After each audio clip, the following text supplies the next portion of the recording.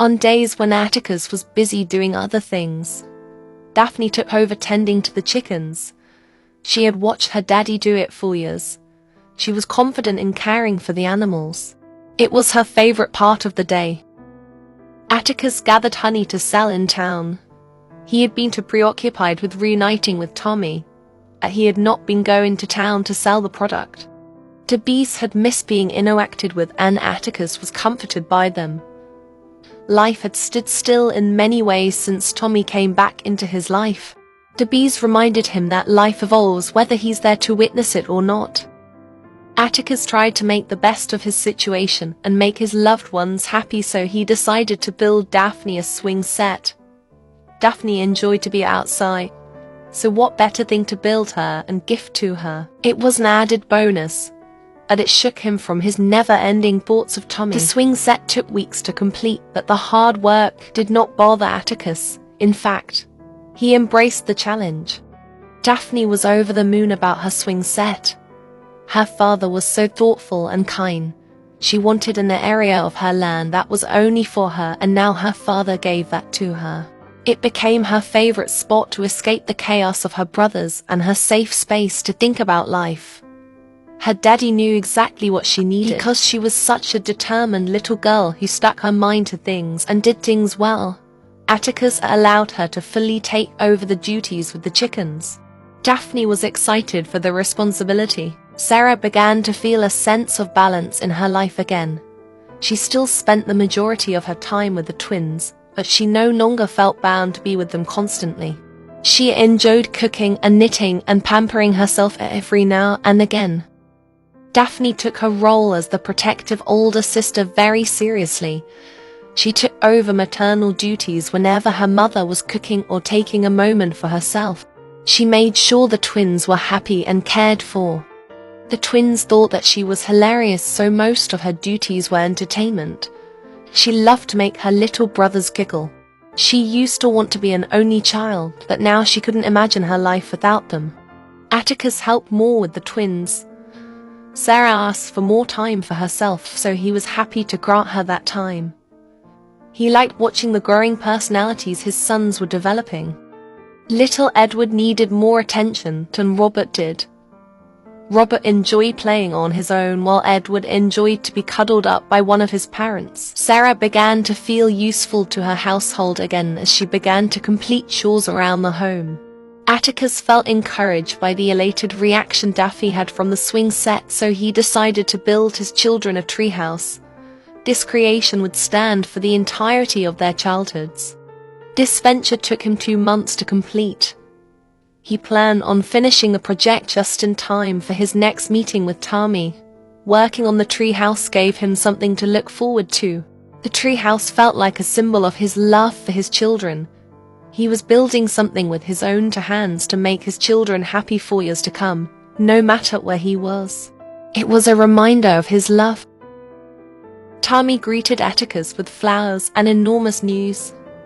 His wife Lucy had discovered all of the letters that Atticus had written over the years. Tommy was at a crossroads. Atticus comforted him. Lucy had given Tommy an ultimatum. Either he cut contact with Atticus completely, or she will divorce him and expose their secret to all of Henford on Bagley. Tommy added a third option for he and Atticus. Tommy suggests that they run away together. They loved each other deeply and would finally be able to live openly. Although secluded from society, they would leave the majority of their money to their families and flee. Atticus is conflicted because he does not want to abandon his family. But running away with Tommy is all he has ever wanted, despite the part of his heart that holds so much love for his children. He accepts Tommy's offer. Tommy cannot contain his excitement and love for Atticus and kisses him passionately. The kiss further proves to Atticus that this was the only option that will make them truly happy. They have to do this to survive. Tommy takes Atticus in his arms and they dance together in their safe place. They discuss their timeline of their plan and what needs to be done before their big move. Tommy gives Atticus 1 month to get his affairs in order and say his goodbyes to his children. This would be the hardest thing he ever did, but he would finally get to be with his one true love.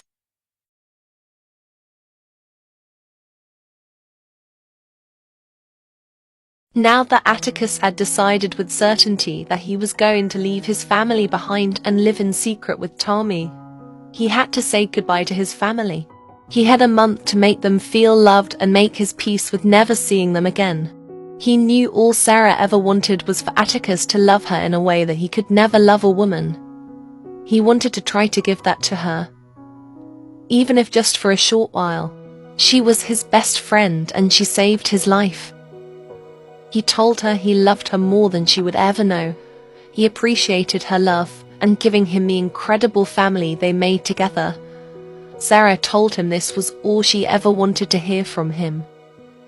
Sarah suggested that since the children were taking naps, they should physically express their love for one another. Atticus accepted to give her one last intimate moment together to look back on. Their final time together was special and intimate. Atticus whispered how much he enjoyed the years they spent together. Sarah was so happy that Atticus was finally opening up to her. They would finally have a fairy tale marriage. Sarah loved Atticus so much, and the afternoon they spent together reinvigorated her faith in their relationship. Atticus was unsure if his beaux would even remember him. Part of him wished they wouldn't, so they would not remember the heartbreak. He hoped they would grow up to be better men than he ever was. Atticus felt immensely guilty to be leaving Sarah with 3 children to raise by herself. He was leaving them the house and all the money he had saved over the years. He hoped it would be enough for them to forgive him. The week before his departure with Tommy, it was the twins' birthday. He insisted on making them their cake. He wanted them to have one final happy memory of their father. He would never celebrate another birthday with his kids. Atticus didn't realize how difficult it would be to leave them until he placed the candles on the cake. Sarah held little Edward as he blew out his candles. She was so excited for this next phase of life with their family. Life has never been more beautiful for them. Edward's childhood trait is that he is inquisitive. Atticus held little Robert as he blew out his candles. It took everything in him to not begin to weep. He would miss out on so much of their lives. He would never know who they grew up to be without him. Robert's toddler trait is that he is a charmer. Atticus waited until the day before to say his goodbyes to Daphne. His bond with her was so special and strong. He would miss her the most. They played with her dolls, and Atticus mentioned the toad and frog story he used to tell her when she was younger. Daphne changed her mind and said the frog should stay with the other frogs. Atticus's heart broke. As the day drew to a close, Atticus wrapped his firstborn child in his arms and tried to express all she meant to him. He told her how unbelievably proud he was of the young woman she was growing to be. He pecked her cheek and asked her to promise him that she would always keep her determined and adventurous spirit, no matter what happened. Daphne noted that it sounded like her daddy was saying goodbye. Atticus deflected the accusation because he couldn't bear to lie to her during their final conversation. Instead, he told her to always remember that her daddy loves her more than the moon and the stars. He savored one last hug. The night that Tommy was coming to collect Atticus and whisk him away from his life and family was like every other night. Twins got ready for bed after their mummy read them a story. They had become very independent since aging into toddlers, so they did not need their parents to tuck them in anymore. They babbled to each other until falling asleep. Daphne went to bed that night after talking to her daddy. Something about their conversation elicited nightmares in her dreams that night. Sarah went to bed after Atticus insisted that she go to sleep. He was going to stay up for a few more hours to do some reading. Sarah wanted to stay awake with him, but she had been exhausted these last 2 weeks. After his family all went to bed, Atticus wrote letters to each of his loved ones. He expressed how sorry he was to be leaving them. It was so emotional to write, and he wondered if this was how his own mother felt when she left him all those years ago. In his letter to Sarah, He was finally able to be honest that he was a gay man. He told her that this did not lessen how important she was to him. He apologized for ruining her life and signed divorce papers so she had a chance to find happiness. Atticus waited on the porch until he saw Tommy approaching. They were actually doing this. They were finally able to be together. They savored each other's kiss before Tommy loaded his suitcase into his truck. Both would always wonder what became of their children, and that made them sad, but they had each other now. And that was enough. They ran to Tommy's truck, which was parked a mile away from the Bennett home. Atticus felt his heart both break and heal with each step. He was leaving his family behind, but he was finally together with the love of his life. Atticus would miss his children and Sarah for the rest of his life. With the little money they kept for themselves, they bought a home on the outskirts of Moonwood Mill. They lived in a shack, but they were finally together and happy. It was enough for them.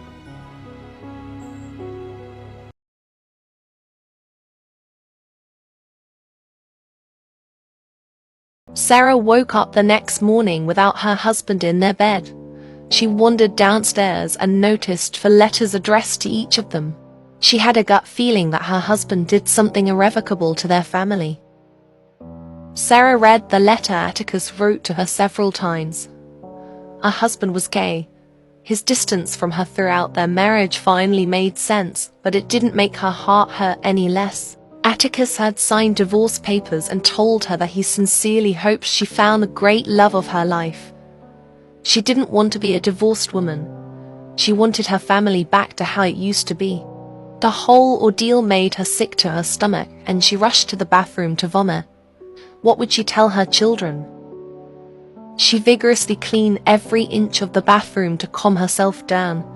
She could not tell her children their father's true identity. She had to make up a story to alleviate their heartbreak of him leaving. Daphne read the letter her father wrote to her and was completely and utterly heartbroken. Her father was a favorite person in the world, and now he was gone, likely forever. Despite being so angry and hurt at her father for leaving her and the rest of their family, Daphne tended to the chickens every morning. They were innocent and deserved to be taken care of the way she was not since her daddy left. Daphne deeply missed her father, and everything reminded her of him and his absence. However, being outside and caring for their land brought her a sense of calm and comfort. Daphne couldn't bear to be inside for the first month after her daddy left. Her mother was inconsolable, and the twins cried often. She instead tried to cheer up her mother by tending to her garden. The garden was riddled with weeds and bugs due to neglect. She found it satisfying to get out her frustrations on the overgrown weeds. She was so angry at her father.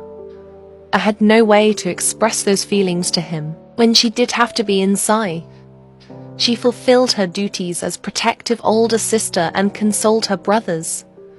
They did not understand why their daddy was gone and not coming back. She tried her best to explain, but she also could not understand why her father abandoned her and her family. She wished that he could have been honest with her. She was angry, but couldn't bring herself to hate him. Sarah spent the first few weeks crying in her bed.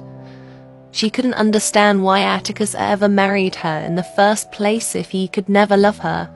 Their entire relationship was a sham. When she couldn't take any more of the self-pity, she did chores around their land. She was the sole provider for the household now. Atticus did leave them enough money to survive comfortably for a few years, but that would go quickly.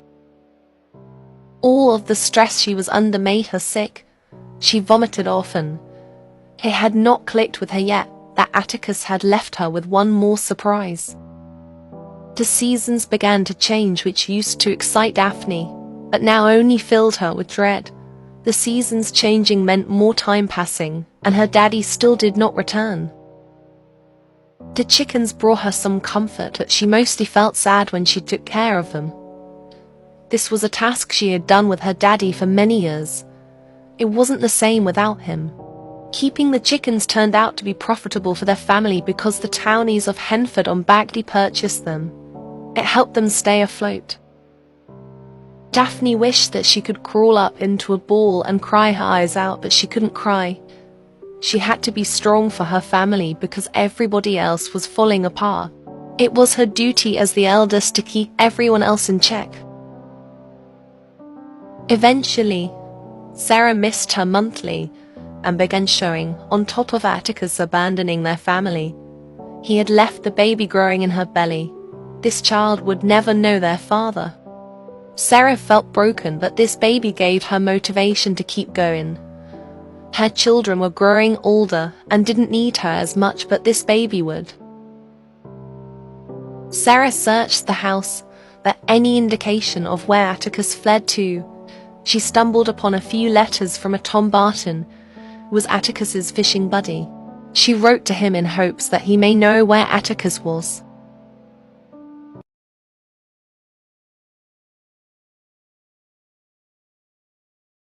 Lucy Barton travelled to the Bennett land soon after receiving Sarah's letter. It was clear to Lucy that Sarah did not know the extent of their husband's relationship. She had an obligation to tell the woman. Sarah was surprised to see Lucy and not Tommy standing in front of her, but invited her and her children inside so she could get to the bottom of this mystery. Lucy informed Sarah that their husbands were having an affair together. Atticus abandoned their family for Tommy, just as Tommy did to Lucy and their children. Lucy explained the love letters she found and the ultimatum she gave. Sarah wondered if the roles were reversed and she was the one wife to find the love letters. She thought she would have done the same as Lucy. Sarah detailed the heartbreaking discovery that Atticus left her with another child in her belly. Lucy was surprised since Tommy had not been intimate with her in 3 years, but empathized with her situation. Sarah was shocked when Lucy offered her help. She and her children could stay with the Bennetts so they could help each other through their identical tragedies. Normally Sarah would be hesitant, but she accepted immediately. The two women had become fast friends due to their similar trauma. They agreed that their children did not need to know that their fathers were in love and ran off together. That would be their secret and burden. The Bennett and Barton children were introduced to each other when Lucy informed her children that they would be staying on the Bennett land indefinitely. Matthew, Tommy's eldest, was close in age with Daphne. Daphne offered to show the boy a treehouse. Matthew was vivacious and funny. For the first time since her dad left, she wasn't sad anymore. Matthew and Daphne became instant friends.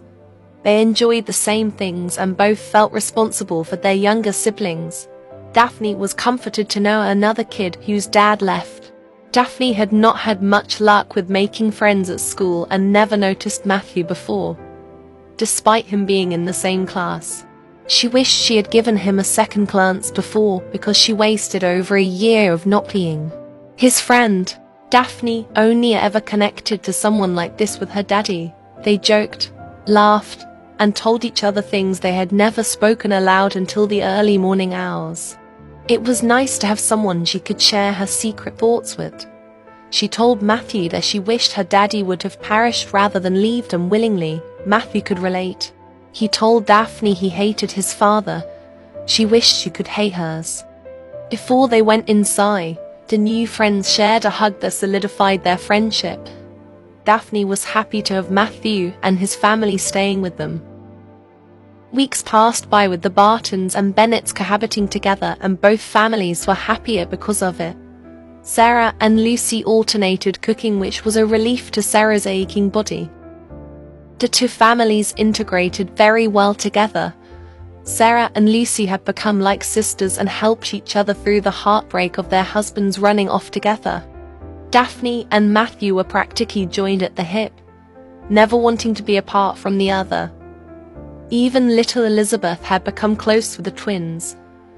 They felt like one big happy family. After all the children had gone to bed, Sarah and Lucy liked to rock in the rocking chairs on the front porch and talk about life. Lucy and Sarah's proposals and subsequent marriages had many similarities. The biggest difference was Lucy had begun to suspect Tommy's identity because of their lack of closeness. Sarah had blamed herself for she and Atticus's distance. She had a strange sense of comfort knowing it was not her fault. Lucy saw their husbands leaving as an opportunity to find true love. A clean slate. Lucy promised that once the baby was born, they would go out and experience life for the first time. Sarah liked that idea. Sarah admitted that she was terrified to have this baby all alone. Lucy promised her new friend that she would be there to hold her hand. They were in this together. Sarah had always viewed Atticus as her best friend and never saw the need to make other friends. She realized that she had missed out on true friendship. She was very grateful to have met Lucy. Despite the circumstances, Lucy was witty and told it like it was. Sarah never felt deceived or not enough. She felt like she could be authentically herself and not make herself small, like she often did with Atticus. Although a part of her would always miss Atticus, she was excited for this new chapter in her life. This tragedy gave her such an amazing friend in Lucy, and for that she was grateful.